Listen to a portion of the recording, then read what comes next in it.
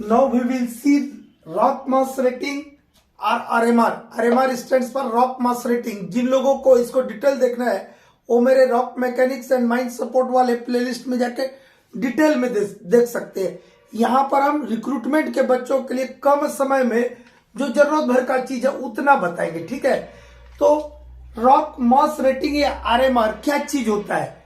Rock mass को classification के कई मेथड है, कई सिस्टम है, जैसे क्यू क्लासिफिकेशन है, ब्योनियस्की का RMR क्लासिफिकेशन है, जिसको ब्योनियस्की के RMR क्लासिफिकेशन को CSIR क्लासिफिकेशन भी बोलते हैं, ठीक है। और इसी ब्योनियस्की के क्लासिफिकेशन को आधार मान करके हमारे देश में इंडियन कोल मेजरिंग रॉक के लिए CMRI ISM ने एक जियोमेट्रिक्स रॉक मास क्लासिफिकेशन प्रस्तुत किया, उसी को बोलते हैं rock mass classification. Rock mass classification, it is a rock mass rating RMR, it is a geometrics classification rock mass proposed by CMRI ISM। Applicability क्या है, व्हाट इज, इसको हम क्यों पढ़ते हैं, क्या इसका इस्तेमाल है, क्यों RMR को हम पढ़ते हैं, RMR को हम क्यों पढ़ते हैं, इससे हम क्या क्या चीज पता करते हैं, और इसको RMR को कैलकुलेट कौन करता है, साइंटिफिक स्टडी करवाते हैं कुछ जो एक्सपर्ट एजेंसियों के थ्रू, ठीक है। इसमें हम क्या, इसका पढ़ाई हमारे करने का उद्देश्य क्या है माइनिंग में, इससे हम रॉक लोड कैलकुलेट कर सकते हैं। क्या कैलकुलेट कर सकते हैं? Rock load. और क्लासिफिकेशन ऑफ रूफ रॉक को हम क्लासिफाई कर सकते हैं, रूफ रॉक को क्लासिफाई कर सकते हैं, और बोल्टिंग सिस्टम को डिजाइन कर सकते हैं। देखिए यही लिखे होंगे यहाँ पे, टू कैलकुलेट रॉक लोड, इसका फार्मूला हम बताएंगे, इसको याद रखिएगा। To calculate rock load, for calculating rock load and designing roof bolting system, and third one is to classify the roof rock, to classify the roof rock, ठीक है। ये तीन एप्लीकेबिलिटी है इसकी, ये तीन उपयोग है, यूजेस है RMR के। तो RMR में लंबा चौड़ा हम यहाँ नहीं बताएंगे, रिक्रूटमेंट वाले काम भर का चीज बताएंगे। ये माना जाता है कि रूफ की स्टेबिलिटी 5 फैक्टर पर निर्भर करती है, और वो 5 फैक्टर को हम RMR में शामिल करते हैं। उसके लिए करते क्या है, रूफ रॉक में 2 मीटर का होल ड्रिल करते हैं, और जितने हमें पैरामीटर्स बताएंगे उनको हम असेस करते हैं, और उनके लिए रेटिंग दिया हुआ है, ठीक है, ठीक है। तो पैरामीटर कौन से? 5 पैरामीटर्स होते हैं RMR में। एक होता है लेयर थिकनेस, नंबर 1 क्या है? Layer thickness, layer thickness. दूसरा क्या होगा बेटा? स्ट्रक्चरल फीचर्स, बता रहे हैं इनको हल्का कह के क्लास में, स्ट्रक्चरल फीचर्स, ठीक है।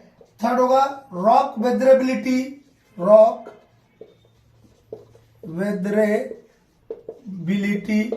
और चौथा होता है रॉक स्ट्रेंथ, रॉक स्ट्रेंथ, और पांचवा होता है ग्राउंड वाटर सीपेज, या सिर्फ ग्राउंड वाटर लिखिए, ग्राउंड वाटर, ठीक है। ये 5 पैरामीटर, 1 2 3 4 5, क्या क्या पैरामीटर्स लेते हैं हम RMR में? ये 5 पैरामीटर को माना जाता है कि ये रूफ रॉक की स्टेबिलिटी के लिए जिम्मेदार है। Layer thickness, structural features, rock weatherability, rock strength and ground water seepage. यदि आपको सीक्वेंस में ऐसा याद है, हमने 35 साल पहले पढ़ा होगा तब नहीं याद है जी, ठीक है। तो इनको क्या कर सकते हैं आप, यहाँ पे रेटिंग दे सकते हैं। रेटिंग में कुछ नहीं, पहले वाले का याद रखिए, 5 कम करते चलिए, कुछ नहीं करना है। लेयर थिकनेस का रेटिंग होता है 0 से लेके 30, ठीक है। स्ट्रक्चरल फीचर्स का होता है 0 to 25, 5 कम करते जाइए बोला। रॉक वेदरेबिलिटी में 0 से 20, रॉक स्ट्रेंथ 0 से 15, और ग्राउंड वाटर सीपेज में 0 to 10। यदि ड्राई है, कुछ पानी नहीं है आपके रूफ रॉक में, तो आप रेटिंग लीजिएगा 10। अब फुल पानी है तो कितना लीजिएगा? 0। और कितना पानी आ रहा है, हम क्या करते हैं, 2 मीटर का जो होल ड्रिल करते हैं उसमें देखते हैं कि वाटर को मेजर करते हैं कि कितना पानी आ रहा है। उस आधार पे फिर इसका एक स्टैंडर्ड चार्ट है, उस स्टैंडर्ड चार्ट से फिर यहाँ पर ये तो मैक्सिमम है, 0 कम से कम होगा, ज्यादा 30 है। इसके अगेंस्ट में हमको क्या मिल रहा है उसको यहाँ लेते हैं। तो मान लो ये सब को हम नाम दे दे, इतना लंबा चौड़ा लिखने के बजाय इसको ए बी सी डी और ई, क्या नाम दे दिया हम, A B C D E. तो आरएमआर कैसे निकालिएगा, आरएमआर कैसे निकालिएगा, दिख रहा है बेटा वहां से कि हम छुप पाते रहे। आरएमआर कैसे निकालेंगे, A plus B plus C plus D plus E, ये जितने पैरामीटर्स थे आपके उनका जो ये रेटिंग है उसका फाइनल रेटिंग जो हम स्टैंडर्ड चार्ट से देख करके निकालते हैं, जो कि मेरे उस वीडियो में जाके देख सकते हैं आप लोग कैसे निकालते हैं, उतना जरूरत नहीं। क्या करेंगे, जो ये आपके 5 पैरामीटर्स बताया, layer thickness, structural features, rock weatherability, rock strength and ground water seepage, ये 5 पैरामीटर का जो रेटिंग आएगा उसको जोड़ देंगे, आपका क्या निकल गया, आरएमआर। इनको सबको जोड़ लिया तो आपका क्या निकल गया, आरएमआर। लेकिन आरएमआर ये कब के लिए निकला, यदि मेरा रूपराक में एक ही टाइप का रॉक था, लेकिन आप रूपराक में देखते हैं एक ही टाइप का रहता है, नहीं, सेल भी रहेगा, सैंडस्टोन भी रहेगा, फिर सेल रहेगा, सैंडस्टोन, इससे अल्टरनेट रहता है रॉक। तो यदि एक से अधिक रॉक है तब उसके लिए क्या करते हैं हम, फिर हम कंबाइंड आरएमआर निकालते, क्या निकालते, कंबाइंड आरएमआर निकालते। तो इसको मिटा देते हैं और फिर बताते हैं। हाँ बाबू, कंबाइंड आरएमआर कब निकालते हैं, जब रूप में एक से अधिक टाइप का रॉक है तब हम क्या निकालते, कंबाइंड आरएमआर। कब निकालते हैं, when there are more than one rock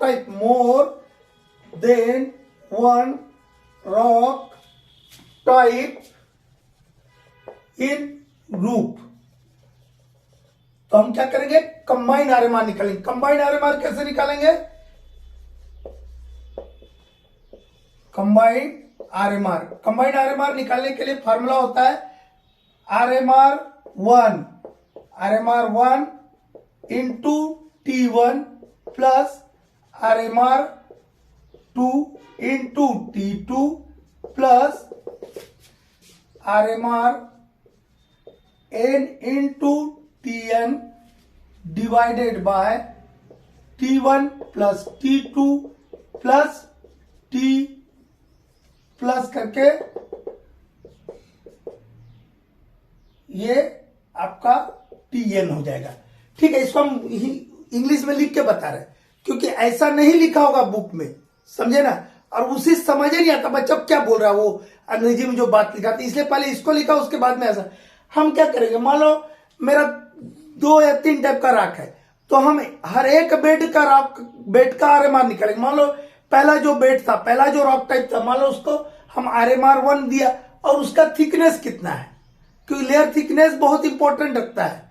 ठीक है, तो आरएमआर 1 इंटू T1 किया प्लस 2 टाइप का, तो आरएमआर 2 इंटू T2 क्या, जितना भी होगा 2 3 जो भी होगा उसको कर देंगे डिवाइडेड बाय, क्या करेंगे, जितने भी बेड मिला इसका वाला T1 प्लस T2 प्लस है यार, ये इंटू जैसा दिख रहा लगता है उधर से, प्लस T1 प्लस T2 इस टाइप का। ठीक है, इसको अंग्रेजी में क्या लिखा रहेगा, summation of RMR of each bed into thickness of bed divided by लिखा रहेगा summation of thickness of bed. और ऐसा लिख देने से बच्चा ये चीज को नहीं समझ पाता, यही बात को मैं ऐसा लिख के यहां बताया हूं। तो अब मेरा क्या निकल गया, कंबाइंड आरएमआर निकल गया, सारे बेड का जितना आरएमआर था उसका हमने एक साथ कंबाइंड आरएमआर निकाल लिया। लेकिन यहां से भी काम नहीं होता है, क्यों, क्योंकि क्या बोलता है, आप जब माइनिंग करते हैं तो माइनिंग जब आप कीजिएगा तो वहां पे कुछ और चीजें भी प्ले में रहती है, सिर्फ इतना ही करने से नहीं हो जाएगा। तो हम क्या करते हैं, वहां पर देखते हैं एडजस्टमेंट फैक्टर भी रहते हैं। एडजस्टमेंट फैक्टर क्या, 5 एडजस्टमेंट फैक्टर है जिनके आधार पर हमने जो यहाँ आरएमआर निकाला, मान लो जो भी मेरा वैल्यू है 50 60 70 जो भी है, 0 से 100 के बीच में जो भी वैल्यू आएगा वो आरएमआर का वैल्यू होगा। मान लो मेरा 60 है लेकिन मैं उसको 60 नहीं मान लूंगा, अब क्या करूंगा, एडजस्टमेंट फैक्टर लगाऊंगा। Adjustment factor there are 5 adjustment factor, there are 5 adjustment factor. 5 प्रकार के एडजस्टमेंट फैक्टर होते हैं। कौन कौन से होते हैं? डेप्थ, यदि डेप्थ बढ़ते चले जा रहा है तो आपका आरएमआर घटाते हैं। उसके लिए वहां पे दिया हुआ है चार्ट कि यदि इतना डेप्थ है तो इतना एडजस्टमेंट फैक्टर होगा, इतना है तो इतना एडजस्टमेंट फैक्टर होगा, ठीक है।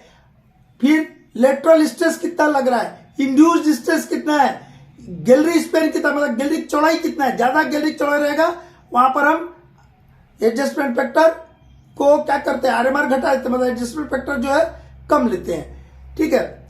और आपका मेथड ऑफ एक्सकवेशन क्या है, मेथड ऑफ वर्किंग क्या है आपका, ये 5 पैरामीटर पर हम एडजस्ट करते हैं। हम रफली करते क्या है, कुछ नहीं करते, वहां जो दिया है ना सब के लिए हम एडजस्टमेंट फैक्टर 0.8 ले लेते हैं। कितना ले लेते हैं? 0.8। किसी का कम आएगा, किसी का ज्यादा आएगा, सबका एवरेज एडजस्टमेंट फैक्टर 0.8 ले लेते हैं। तो एडजस्टमेंट फैक्टर को यहां लिख देता हूं ताकि आप लोग को याद रह जाए। एक क्या होता है? डेप्थ, नंबर नहीं डालते, इसे कमा कर depth, lateral stress, lateral stress, induced stress, 2 type के स्ट्रेस लेते हैं। इंड्यूस्ड लेटरल डेप्थ हुआ, लेटरल स्ट्रेस हुआ, इंड्यूस्ड स्ट्रेस हुआ। उसके बाद क्या बोले थे? Method of excavation, method of excavation या method of working, method of excavation और गैलरी विड्थ या गैलरी स्पेन। गैलरी स्पेन बोलिए चाहे गैलरी विड्थ बोलिए, एक ही बात हुआ। और इन सब के लिए सबका अलग अलग रहेगा, लेकिन हम क्या करते हैं, इन जनरल 0.8 जो मेरा कंबाइंड आरएमआर आया उसमें 0.8 से इंटू कर देते तो आपका फाइनल आरएमआर निकल जाता। तो अब हम किस तरफ बढ़ेंगे? फाइनल आरएमआर की तरफ। अब किसके तरफ बढ़ेंगे? फाइनल आरएमआर की तरफ, ठीक है।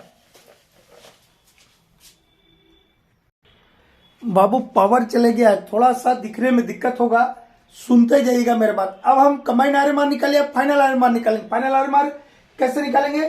कंबाइंड आरएमआर इनटू एडजस्टिंग फैक्टर कर देंगे तो आपका फाइनल आरएमआर आ जाएगा। फाइनल आरएमआर आ गया।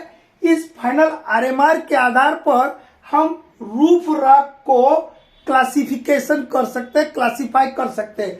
उसके लिए क्या है, यहां दिया है क्लास, ठीक है, क्लास दिया है, इधर दिया है रूफ टाइप, रूफ टाइप या रूफ का क्लास, ठीक है। इधर आरएमआर, सॉरी आरएमआर या रूफ टाइप या class of roof, roof type बोलिए या इसी को क्लास ऑफ रूफ बोलिए। और एक तरफ रहेगा आपका इस रूफ का डिस्क्रिप्शन, जो आप रूफ बोल रहे हैं, गुड बैड पुअर, उसका डिस्क्रिप्शन रहेगा, ठीक है।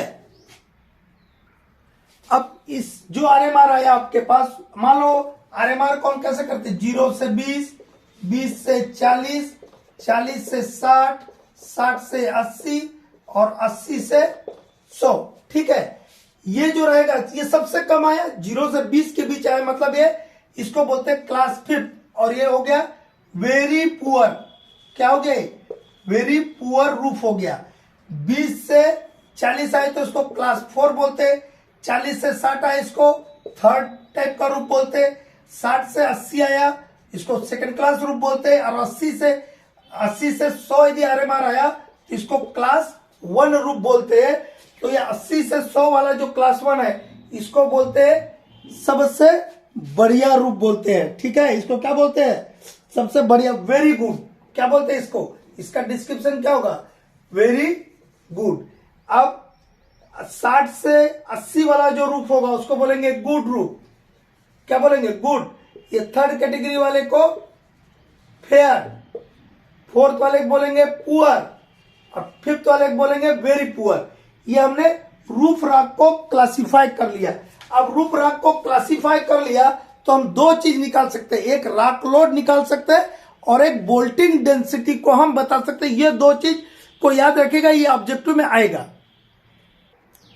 बोल्टिंग डेंसिटी देखिए, जो गुड रूफ आपका क्या था, क्लास 2 वाला जो रूफ था, इस गुड रूफ के लिए बोल्टिंग डेंसिटी होगा 0.7 वोल्ट, 0.7 वोल्ट पर मीटर स्क्वायर। 1 मीटर स्क्वायर के लिए 0.7 वोल्ट लगाना होगा। फेयर रूफ है तो इसमें 1 वोल्ट पर मीटर स्क्वायर, इसको एकदम याद रख लीजिएगा।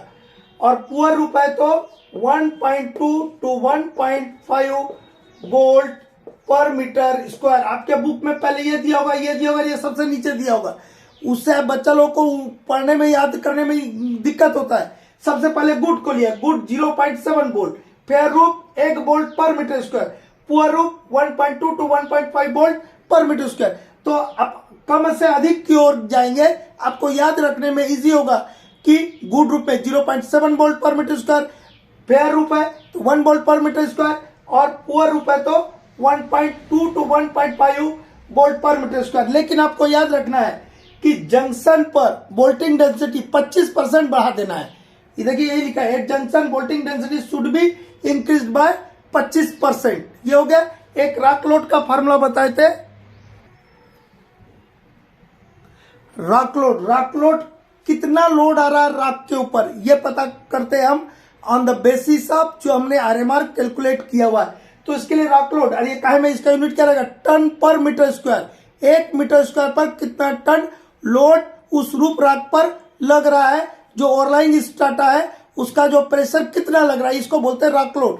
कैसे निकालते, गैलरी विड्थ क्या लेंगे, गैलरी विड्थ को गैलरी स्पैन भी बोलते हैं, इनटू रॉक डेंसिटी, इनटू क्या करते हैं, rock density, into in bracket 1.7 17 नहीं है, 1.7 माइनस 0.037